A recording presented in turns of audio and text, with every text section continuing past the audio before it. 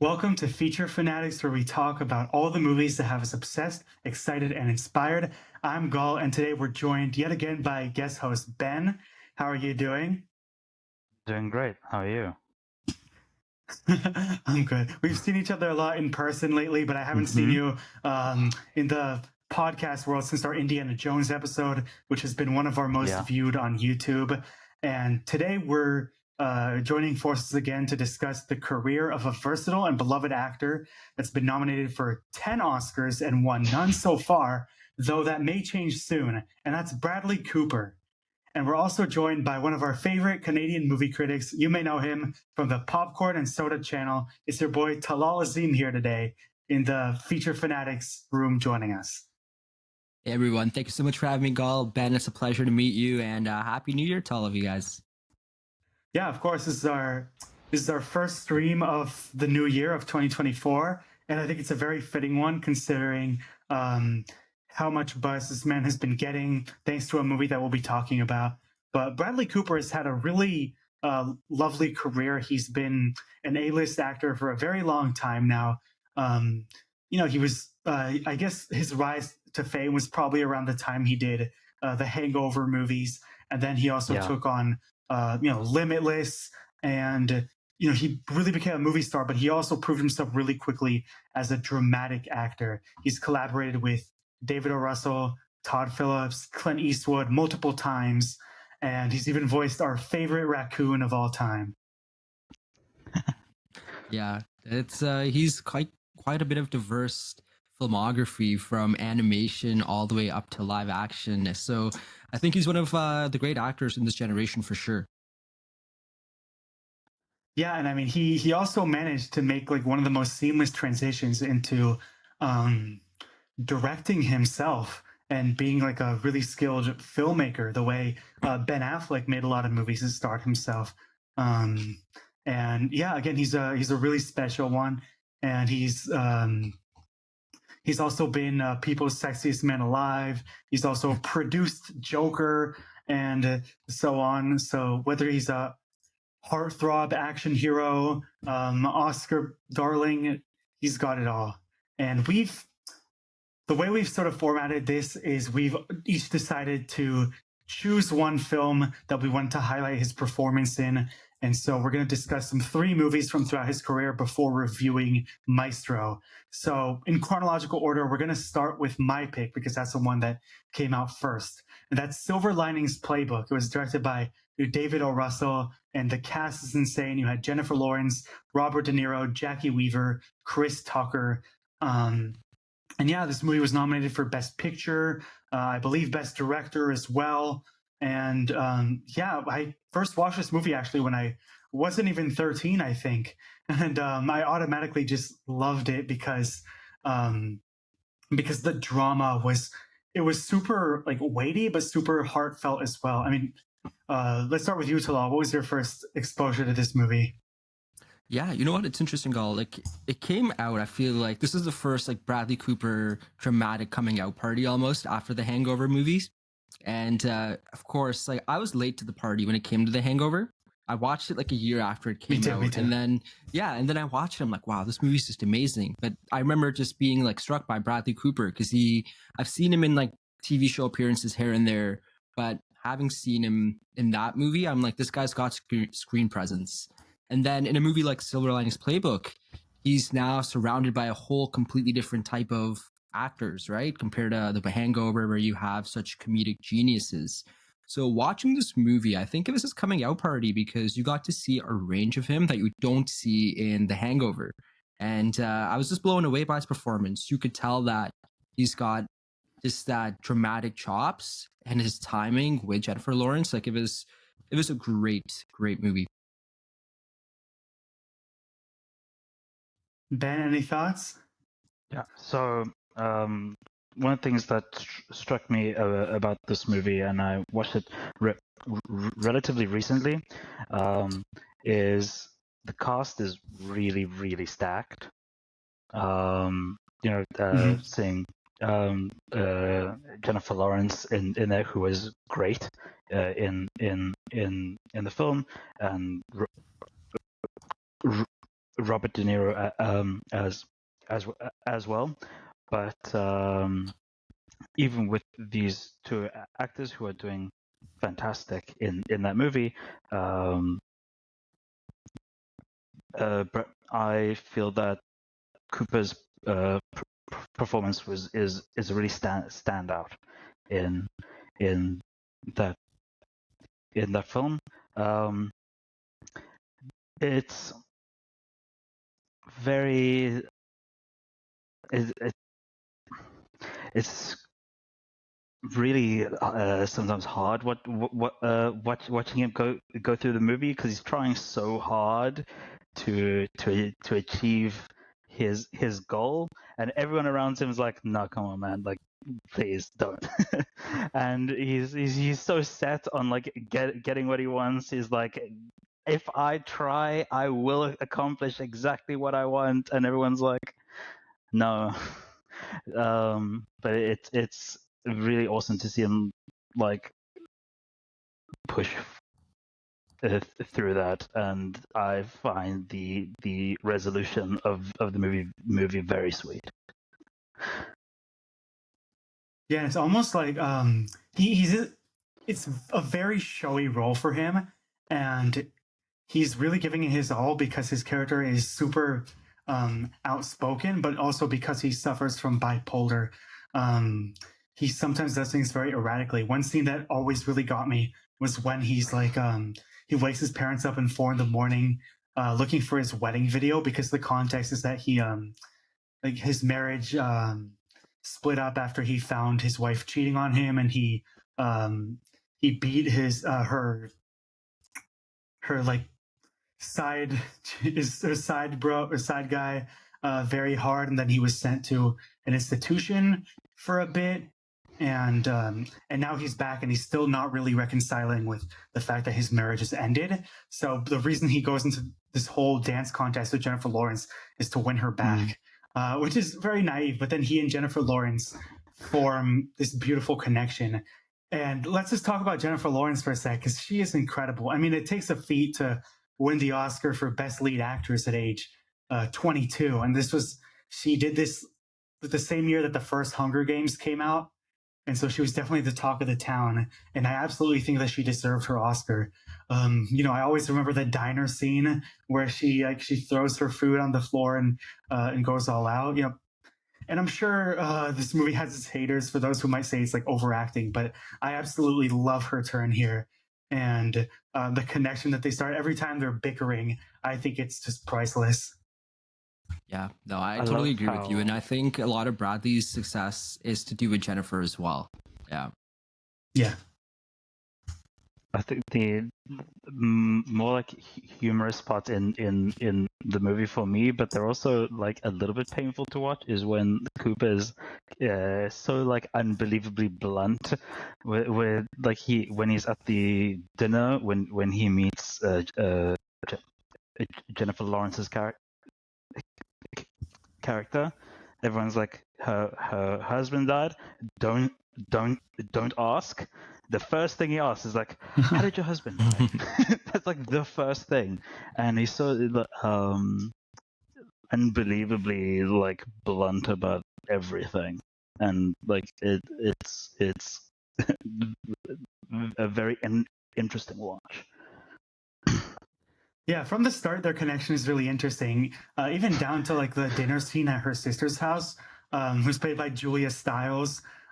They always have something really interesting going, because she kind of knows that like she's helping him like go for this other woman who is his wife or ex-wife. But she is like very much like also blunt in the way where she's like, okay, like pull yourself together, even though she arguably doesn't have it together either. And then De Niro, I think, is wonderful too. This was, as we're recording this, his most recent Oscar nomination for acting. For Best Supporting Actor, he got nominated. And I think he's a super loving presence over this movie. And he's definitely like the voice of reason here. And I love how much they love, was it the Eagles, I think? And yes, the Philadelphia him Eagles. And Chris Tucker are like, I remember they go to that game and they get into the confrontation and they get brought home. And De Niro's like, bro, can you not keep it together for one night? Yeah, it's an ensemble piece for sure. Although it's highlighted by Jennifer Lawrence and Bradley Cooper, I think it's like the surrounding cast that elevates their performance as well. And again, like in movies, you're only as good as your coworkers and your leads. And I think this is a big coming out party for Bradley as a dramatic actor. And I think it really set up the stage for what came next with his performances. Yeah, for real. And like, again, this wasn't the last time he even worked with David O. Russell. The year after, he and Jennifer Lawrence were both in American Hustle, and they both got nominated for that. But absolutely, I think this is the best David O. Russell movie, in my opinion, because, I didn't even mention they did Joy together, the three of them after, which I didn't really like. But I think David O. Russell's movies, a lot of the time, the ensemble works great. You know, I just remember now, De Niro is in all three of these movies. But I think the story hits the hardest here. Like American Hustle, the cast is fantastic. The story is sometimes a little confusing and hard to follow. But I think what really hits hard about Silver Linings Playbook is sort of this story of like these not even misfits, but just these really unlikely people coming together to do something that might even be futile, but for them it feels big, and they're really just messes and they're figuring it out. And that's really what I love about this one. And I also think it's such a brilliant script, and how the writing is really quippy and, again, super out there. That really comes through in their amazing performances. And for me, it's absolutely will always be like a top 5 movie of 2012. Yeah, well said, for sure. I would say that too. All right, so I guess we should move into American Sniper then, which is our next one. This is Ben's choice. So do you want to give us a little bit of a few words on this one? So, American Sniper, which came out in 2014. Cooper plays Chris Kyle, who's just gotten in. He's just gotten married, and then the events of 9/11 takes place, and the whole movie goes through the aftermath of that. He goes to the army. He becomes a sniper. He goes to the Middle East, and the movie is this back and forth of him in a war zone back at home, in the war zone back at home, in the war zone back at home, and it's highlighting his struggle of being back home with the trauma that he's gained from being in the middle of a war zone, and it's based on a true story, and the saddest part of the film is once he gets over all this, he finally is healing. He's committed his life to heal other soldiers. His life is cut short by a soldier that he is trying to help, which is what I found when I watched this back in 2014, because I watched it when it came out. I found that just unbelievably heartbreaking. Yeah, for sure. Chris Kyle wrote, or at least contributed to, his credit as one of the authors of this, his autobiography, which was the source material for this movie. And absolutely, it focuses a lot on like his time in the Iraq War as a sniper. One of the most memorable things is like him hitting this incredible over a mile shot in the final act of this movie. And it was Clint Eastwood's most recent movie to get nominated for Best Picture. And it was nominated 6 times, with Bradley Cooper getting nominated again for Best Actor. And then it won Best Sound Editing.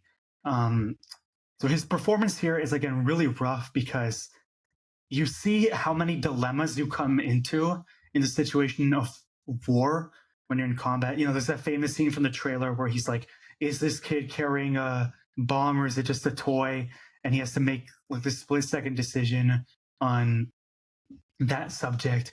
And the movie's also just paced really well. I feel like, and definitely Cooper plays a really good part in sort of like bringing you into the movie as this entertaining presence, but then quickly like carrying the heavy scenes as well. So, what else?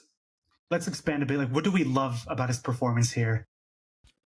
Yeah, so I remember when this movie came out, and it was a big deal because it grossed like $500 million that year. It was like a movie like Yeah. this. Yeah, it isn't necessarily one of those like movies that's very commercial, but the word of mouth was so strong about this film. And I remember everyone just talking about it, and specifically Bradley. And it's interesting. We're talking about Ben Affleck and kind of a similar trajectory. Of course, I feel like all these stars do either some sort of a patriotic film as well. Like Ben Affleck, of course, had Pearl Harbor, which of course is nowhere, not comparing the two at all in quality. But I Oh, really hell no, no.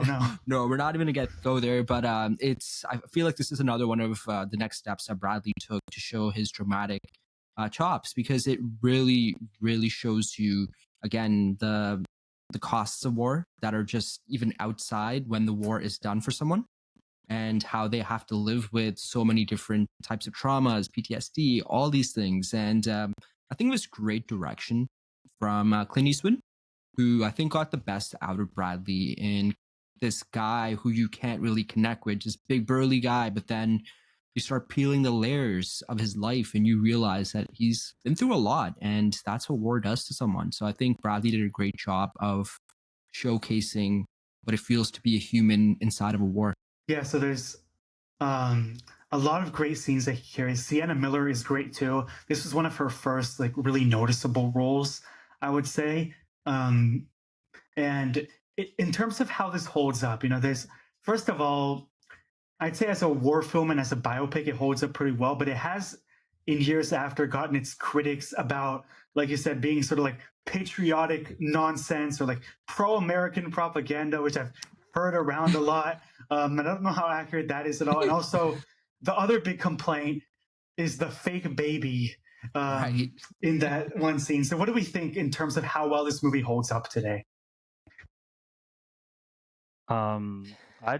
Don't think it's a super like patriotic film, because like it is happening on the backdrop of 9/11. It is referring to the invasion of Iraq, but I don't think a massively patriotic film would cover military PTSD the way it does, because really shouldn't these patriotic films be encouraging people to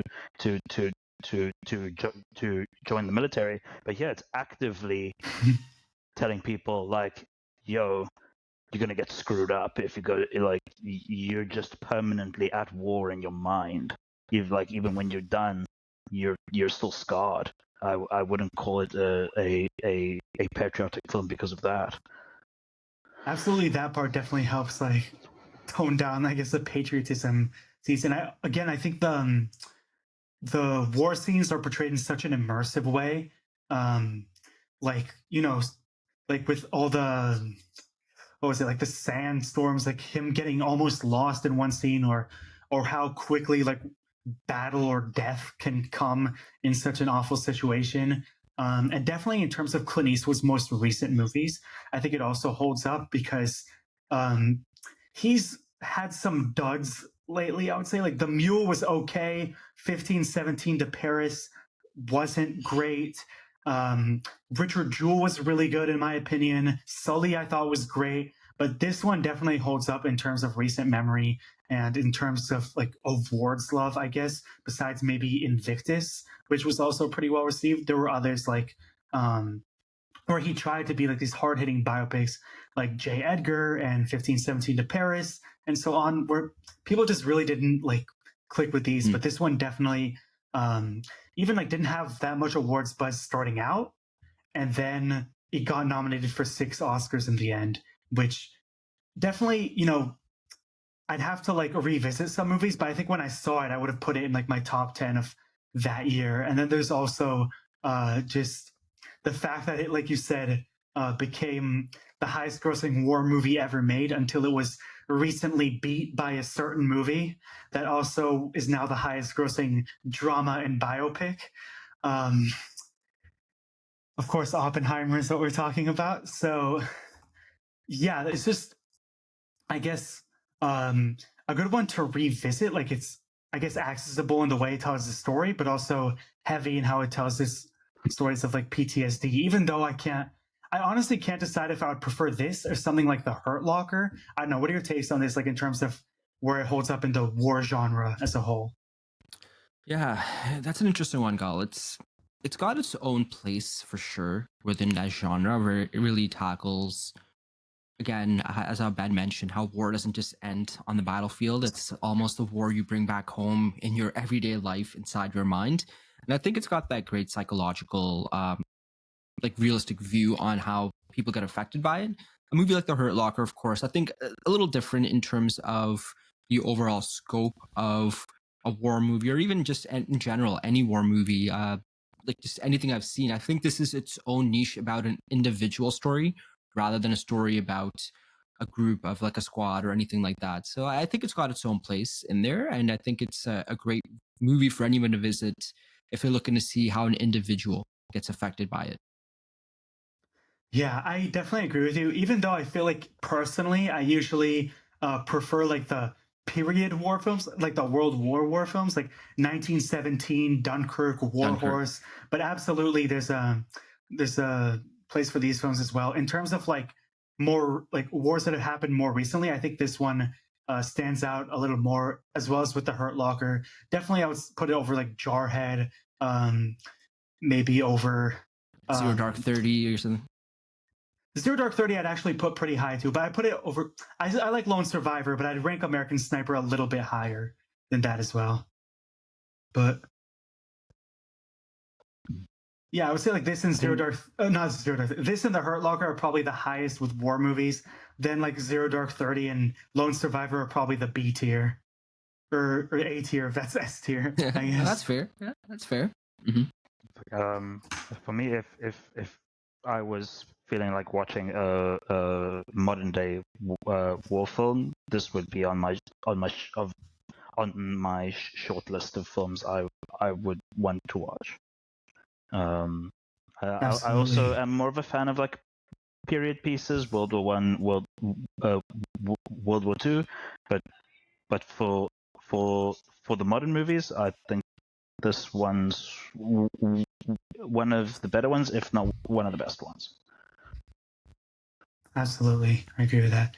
All right, so next one we're going into another awards beloved movie from Bradley Cooper's filmography. Funnily enough, all the ones we're talking about were nominated for Best Picture. This one was nominated 8 times. So Tallal, this one was your pick. I very much love this movie, but give us some opening thoughts on A Star Is Born from 2018. Yeah, Star is Born. What can I say about this movie? It was one of my favorite movies of 2018. And just, I think I have a bias towards it. I love a musical element in a movie. I love the story of someone rising up, following their dreams. And it contrasts in a movie like this, starring Lady Gaga in her first big movie. And I think it was such a great parallel between Bradley Cooper, who plays Jackson Maine, who's this aging rock star who's struggling to get by. His star is like, it's dimming a little, no pun intended. Whereas he comes across this brand new superstar, Ali, who is trying to make it into the industry. And it's interesting how they're both at the opposite ends of their careers, yet they find commonality between their lives and their journeys. And what I loved about this movie is, I know everyone talks about the amazing music of the movie, which I love the music in the movie, like the original songs. But I think Bradley Cooper's first directorial debut being this film, and him providing that canvas for Lady Gaga to succeed as a first-time leading lady, I think that's what really makes this my favorite Bradley Cooper movie, because he creates the environment, he creates the direction. Fair to say this is like the third or fourth remake of A Star Is Born, that story. But I think he brings his own vibe to it. And I think his performance as Jackson Maine doesn't get compromised as he's focusing on the directing. So I think I really enjoyed that. It gave me so much like Ben Affleck vibes, where he was amazing as the lead and he was amazing as a director, and just the musical numbers and the performances, he went all into this. So I love this movie. Sam Elliott, Anthony Ramos, good supporting pieces. Dave but, Chappelle also. Dave Chappelle. Yeah. So it's an interesting movie that I think still really well holds up, and it's always one of my top 3 Bradley Cooper movies, if not like number 1. Yeah, I could not agree more with. Oh, go ahead. Yeah, I was also gonna say, like, for this movie being his directorial debut, if you had told me that after I watched it, I just wouldn't have believed you, because the directing in this movie, the lighting, the cinematography is incredible, and the acting as well. Like you said, this is, I think, the third iteration of a Maybe even Star fourth, is Born. to be honest. But Yeah, I think it's like 4th. Yeah, it's up there. It's either the third or the fourth, but the one of the changes in this film was Jackson Main's suicide in this film is very different. In all the other films, I believe he walks into the ocean and drowns. In this one, you get that very intimate, like a 30 seconds of him just staring into the camera, and you know what's about to happen, and the build up is just so like intense, and like everything's happening while like Ali's performing. You're like cutting back to that, then you're cutting back to his like very slow, very purposeful, high build up, and then you go to the aftermath of everything that happens afterwards. And I think that it's just such a much more personal, more intimate in this movie than the other ones. The cinematography in this movie is great.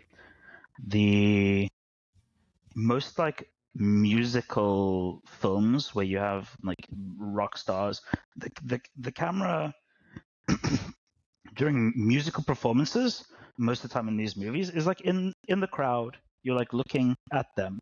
In this movie, it's like very close up, very medium shots. You feel like you're on the stage with them.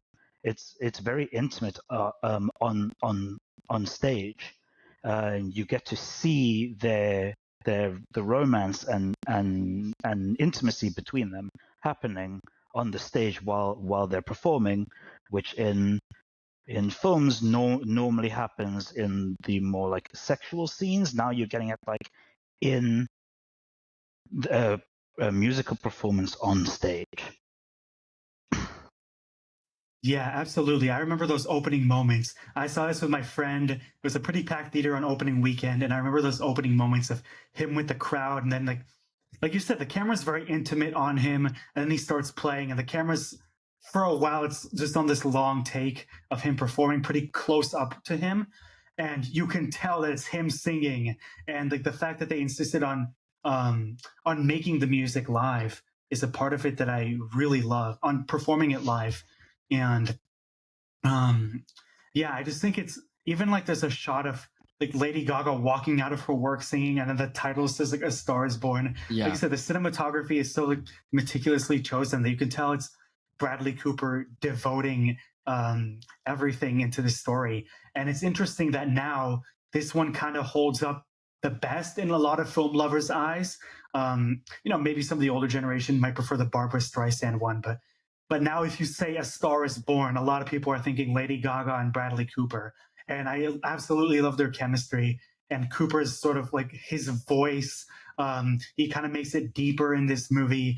And there's always that scene that I'll remember, which is I personally think he should have won the Oscar for this movie, because especially because of the scene where they're at the poolside, I think, at his rehab, and he's just crying because of his addiction and his tinnitus, his illness that he's been suffering from, and just sort of everything that's weighed on him throughout his life. And like you said, Sam Elliott is also terrific. He has a scene in the truck where he's just like trying his best to help his brother, but he doesn't know what to do. And again, for an acting debut, Lady Gaga, not only can she sing, but it takes more than a good singer to be able to carry such a movie like this. And a lot of the way in the scene, because she's sort of, again, like I don't want to say rags to riches, but she's sort of like the sudden rise to fame arc in this film. And I think, again, it's like it's no accident that she delivers such an incredible performance, but I also would have never expected it from her before this movie. And that's amazing. And again, we have some really great songs here too. Shallow won Best Original Song, but it's not even limited to that. You have, again, that opening song that Bradley Cooper does. Yeah. You have, her final song is absolutely heartbreaking, which is called "I'll Never Love Again," which I just remember, everything from that shot of, spoiler, his Jackson's suicide, which is this haunting shot of sort of like the belt hanging and the dog sitting outside, and it just lingers on that shot for a bit. So from there, those last 15 minutes are heartbreaking, and you have like Sam Elliott telling her like he was a very damaged man. There wasn't much you could have done to save him either. And then her performance, and sort of like, and then it cuts to them performing. Like while she's singing the song, it goes back to him like sort of like performing it to her, just them in the room, because he wrote it for her, and then it cuts back to like her one last time. I just think it's such a heart-wrenching ending. So for Cooper to have created that final moment so effortlessly and make it resonate with the audiences, even as the credits roll, just an amazing debut. And again, I think he should have won Best Actor personally for this one. And how do we feel about that as opposed to Rami Malek winning? That's an interesting take, Al. Like, again, I love this movie. And again, just to kind of go off what you were saying, I love the last like 15, 30 minutes of the movie, especially because you can see that he was struggling and he was getting better through his, just his therapy and everything that he was going through. But I don't know if I would give it over Rami Malek. To me, I love biopics. And I think Bohemian Rhapsody just ticked off all the Oscar bait check marks when it comes to biopics and transformations. You have a real person versus a non-real person, although Jackson Maine is based on God knows how many countless rock stars and musicians. I would still give it to Rami Malek because Bohemian Rhapsody is one of the best movies I've ever seen in a movie theater. I think the experience of Queen, and to be fair, I think it's more so with the Queen music rather than just Rami's performance. But I think Rami, the way he just captured Freddie Mercury in every different decade, I have to give him the nod. I do, but Bradley Cooper was a close, I think, second or third on my little ballot that year. But it's hard to argue, really. It is. You can make a case for both. It's not even a Rami Malek was undeserving from my perspective. I just think I fell in love with his performance, and I felt like, okay, maybe this is finally his due. Like when I had just seen the movie, but yeah, now he was nominated 3 different times for that movie and didn't win. Okay. I think he could have taken best actor that year. I don't think it's fair to him to be like, oh, it's like non-fiction versus a fictional character. You got to give it to them, or like, he's not playing Queen, so he can't get it. I think that's a bit unfair to him, but I thought that he was unbelievable in this movie. Definitely worthy of it. I'm not sure if I would give it to him over Malek, but if I saw that movie in kind of a vacuum, I'd be like, yeah, that's worthy of winning best actor. But yeah, any closing thoughts on this one before we move on to our recent movie review of the day?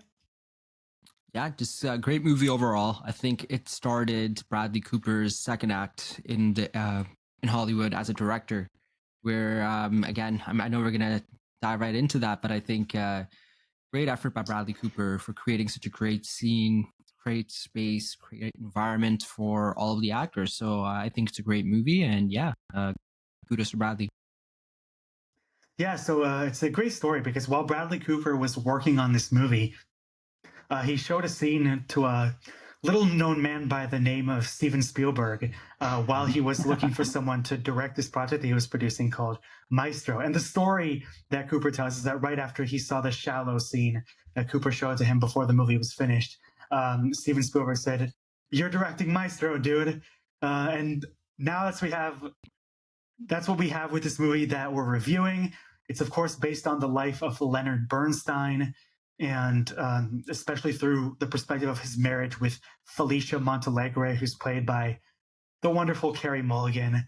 And I'll just start off by saying, if we were talking about the great visuals and directing styles in A Star Is Born, I think this one is such a visual treat. It's such a marvel to look at, especially with the cinematography. You have the similar to another movie this year, Poor Things. You have like you start in black and white and then you eventually go into color. And there's some shots that I think are amazing in this film. And I think he did such a great job directing, but also just diving into physically into Leonard Bernstein's performance. We were just talking about famous people. And wow, him as Bernstein is so transformative and commanding. What do you guys think of this movie overall, first to start off? Yeah, you know what? I'll be honest, completely. I did not like this movie. I respect Bradley's performance and Carey Mulligan. I think they were great as the characters that they were portraying on screen. I like the technical. Again, it's the same cinematographer as A Star Is Born, Matthew Libatique, and I loved it. The transitions, the way the movie is shot, beautiful. But the reason why I didn't like this film, and something that went in depth in my review, is I personally didn't know too much about Leonard Bernstein walking into this movie. I've heard of the name. I couldn't name you a single one of his uh, songs or anything he composed or anything of the sorts. And walking out, I still can't. I feel like, and to me, that's how I kind of view a biopic: is did I learn more about the person watching a movie after, before going in? And of course, there's creative liberties in all biopics, so I get that. But I just found that we were plopped into three different timestamps in this couple's life. And it was just like a general story about, I feel like, any couple who's just famous. I didn't understand the trials and tribulations that Bernstein really had to go through the same way other biopics have shown. And I don't know, I couldn't connect with it. And I was so disappointed because this is one of my most anticipated movies of the year, especially because I'm like, oh, it's after Star Is Born, it's Bradley Cooper. Like, of course, I think he's going to get nominated for an Oscar. Carey Mulligan might even win it. I think there's a lot of great things going for it. But as a story of Leonard Bernstein, I can't tell you anything more I know about this character than I knew about this person after this movie than I maybe knew before. So I think I was a little let down at that point. Ben, any thoughts? Yeah, so again, as you said, I thought the cinematography and the production value is really very good. The like just before the like color switch, is like it feels like an old movie at the very like a really old. It's like it's not just black and white. It feels like an old movie, and then when it changes to color, then you're like, okay, this is feeling like a modern movie now. I can actually kind of agree in a way that it's a little bit more not kind of personalized to Bernstein. it's like if you could put any. Yeah, I actually agree. You could put any famous couple there, and it would be a similar kind of feel. I didn't think of that, but when you said it, I was like, yeah, it's not really like personal to him. But something I really enjoyed about his performance. I thought was great. I loved the scenes of him conducting. It feels like awesome to watch him. He's getting very into it, and the music is great as well. But I do agree that maybe the execution of the like showing the life of Bernstein could have been a little bit better to make it a little bit more personalized. I will say I do agree in the sense that if you want to do research about Bernstein and find out about his accomplishments, the movie definitely could have done a better job of highlighting that. And as a romance, it's sometimes a little uneven and vague, but I think what really elevated for this movie for me was the directorial energy. The dialogue, first of all, is like really quippy. It feels almost like Mank in that way of like people are talking in a really like witty, old-fashioned way. And again, the production value, the way sort of like they're sort of like leaping out of their one setting and going into another. And that's one thing that really elevated it for me. I think maybe even with the same script in another director's hands, I could have been like, this is kind of mediocre. But I do think there are a lot of strong aspects that that did elevate the movie for me and made me say that I really liked it, even though I don't think I'd put it as a favorite of the year for mine. Perhaps an honorable mention. We'll see when I end up making my list. But I totally agree. The overall execution of the story is a little uneven, especially with Leonard as a person and sort of like how his marriage starts to like face its tribulations. But it's also this really interesting film about a guy who's like whose consumption for his destiny to like change music, which we know that Bernstein did, is definitely also like hiding a lot of the insecurities that he has about himself. And I just think again, Cooper is so commanding in this movie. Not only his voice, but his whole body. He's putting so much. There's that whole cathedral scene that his mouth is sort of like a character in this thing because he's just going all out. And then I watched the actual video of Bernstein conducting there, and I think it was the 70s. I'm not sure. And it looks uncanny. The makeup team, I think, deserves a huge shout out. And again, Mulligan, she can't miss. Carey Mulligan cannot miss when it comes to performances. Personally, I was rooting for her to like even win an Oscar when she did Promising Young Woman, but she's always so commanding and human to her. And here she reveals so much about her character and her overall like her ambitions and her mystery that I overall thought the dynamic between them was terrific, even though I definitely wouldn't rank it over A Star is Born. I still think it's a pretty strong outing from Mr. Cooper. Yeah, you're never going to bat 100%. And it's one of those things where I think there was a lot of great things that you can see that he learned from A Star is Born and he applied it to this. I think the thing that I kind of got lost in is I think the transformation is so something that everyone talks about. Oh, this guy became Leonard Bernstein, where I think we sometimes focus, and I think even Bradley focused too much on becoming Leonard Bernstein rather than showing the audience a story about this character. It's more so like a physical transformation, I found. But again, like I thought he was great in it. I thought his acting was great in it. It's just I just couldn't connect with Lenny in the movie. And I don't know if you guys booked this, but like when I was watching it, even just like, I guess, spoiler alert, like even the ending of the movie, it's like almost the carbon copy of A Star is Born's ending, where they have that looking right into the camera. Yeah, and it's like you end up with Carey Mulligan's face at the end of the movie, the same way Lady Gaga staring into the camera. And it's literally carbon copy of it, right? So I think he kind of falls in love with a lot of different shots of his. That's what I noticed in this movie.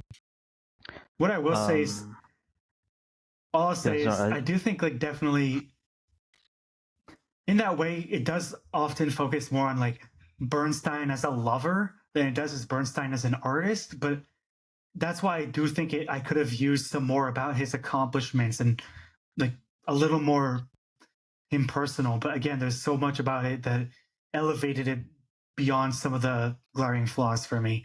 So I did overall really like it.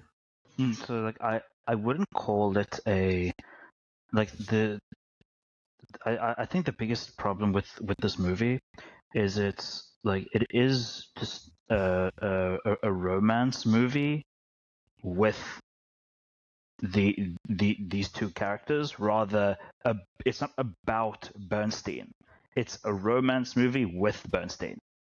It's not. It's like so. It's not really like a normal biopic. It's more of a like generic romance movie than a biopic.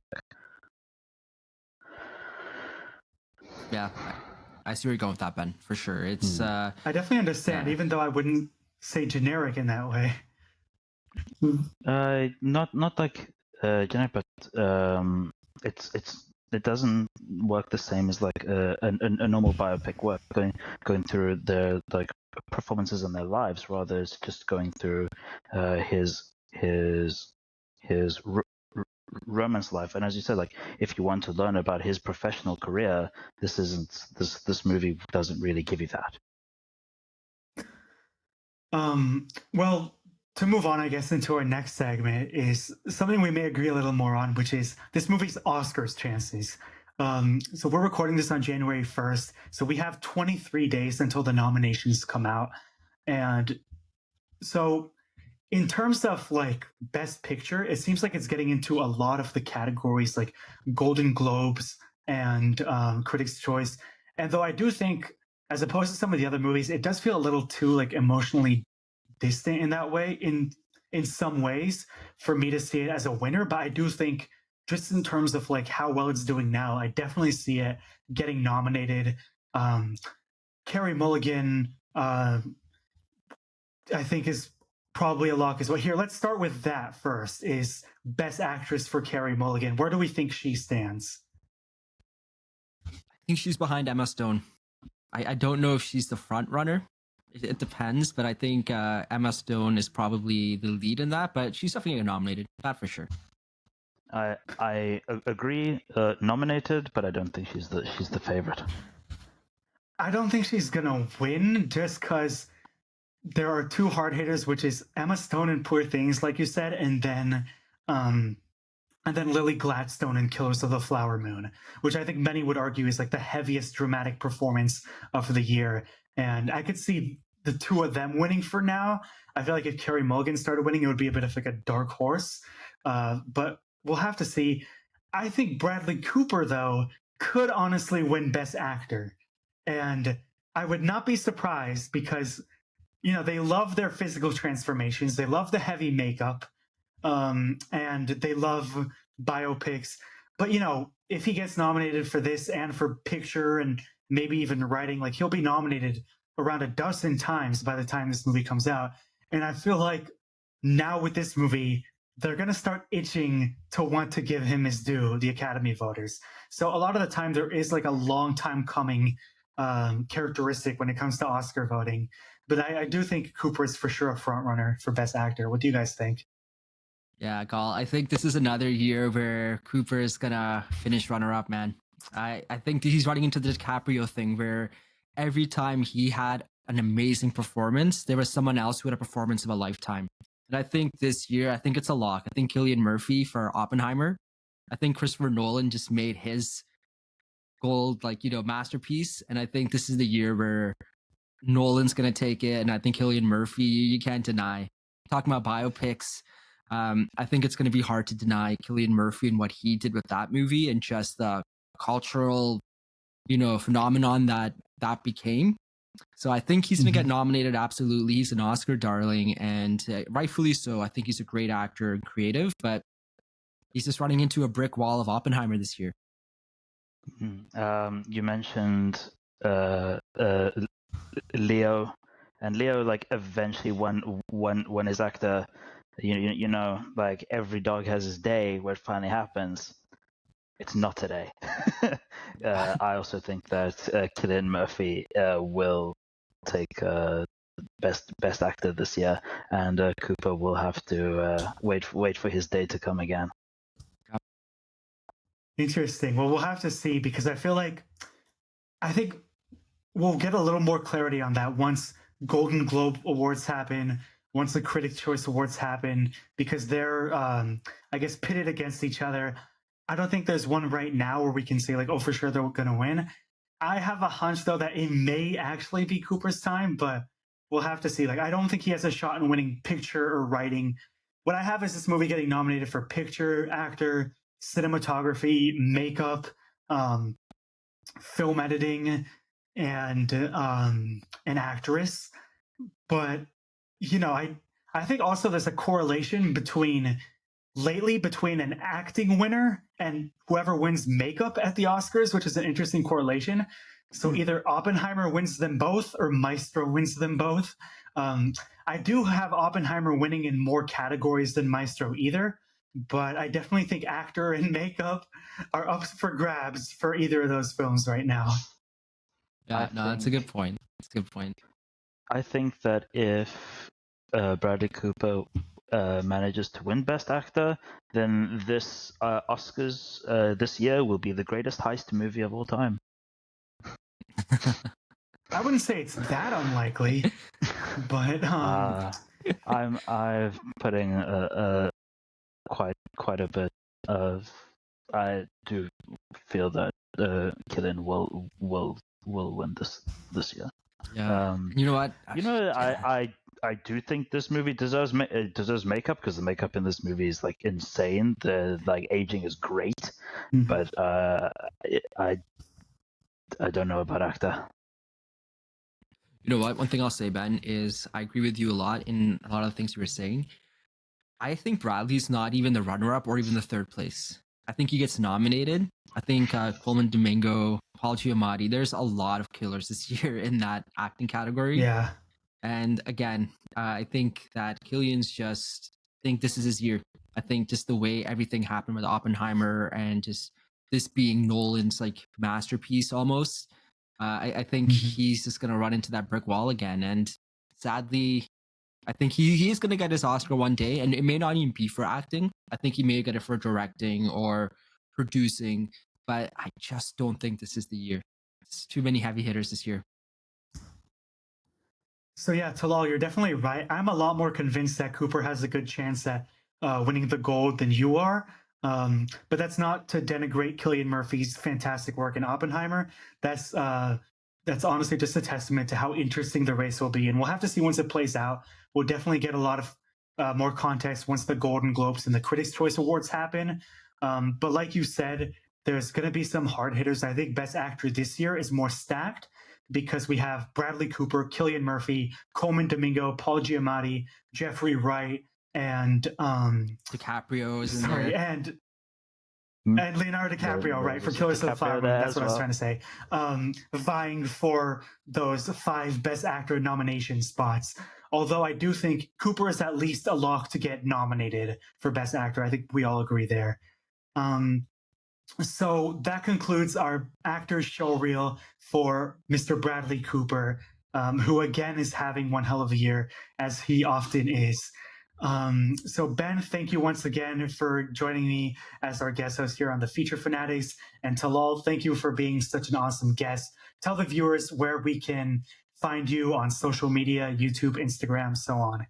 Yeah, absolutely. And thank you so much for having me today, guys. Gal, Ben, pleasure being here with you guys. You guys can find me on Instagram at Tallal Azim.